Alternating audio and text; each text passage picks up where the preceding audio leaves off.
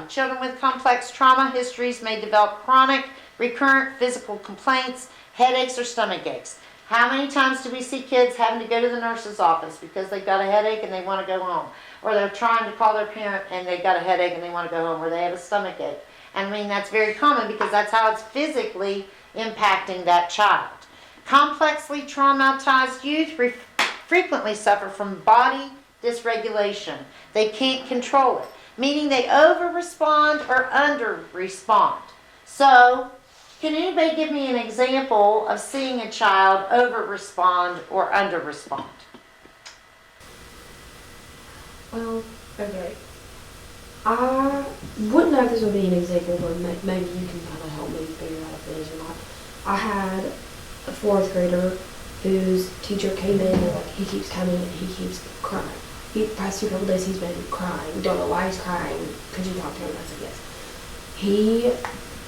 He didn't feel good. That was basically the root. He didn't feel good. But the more I talked to him, the more I learned about some possible things that could have been happening at home. And I thought I'd calm him down. 20 minutes later, he went into a full-blown panic attack. Couldn't breathe, couldn't talk. Started out because he didn't feel good. And then it completely over-responded into a full-blown panic attack. He couldn't function in class, had to go home. Like, couldn't breathe, couldn't get his voice high enough to talk because he was so short of breath. And that was all stemming around the fact that it started with, I don't feel very good. Okay, so what I perceive out of that is, yes, in fact, probably something had happened at home before he got to school.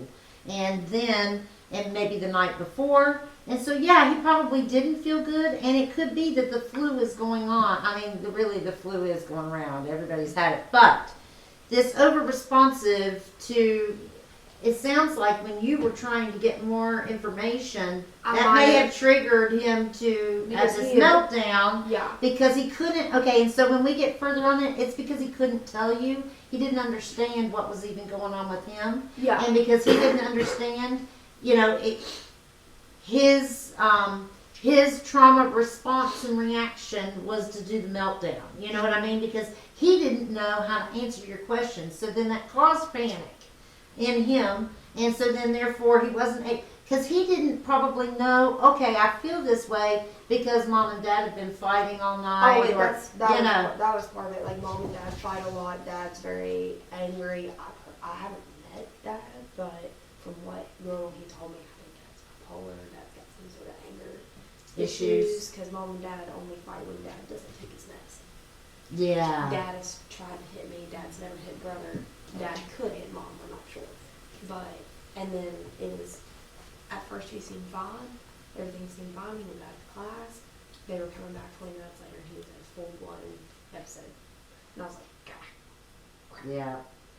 So that's a good example.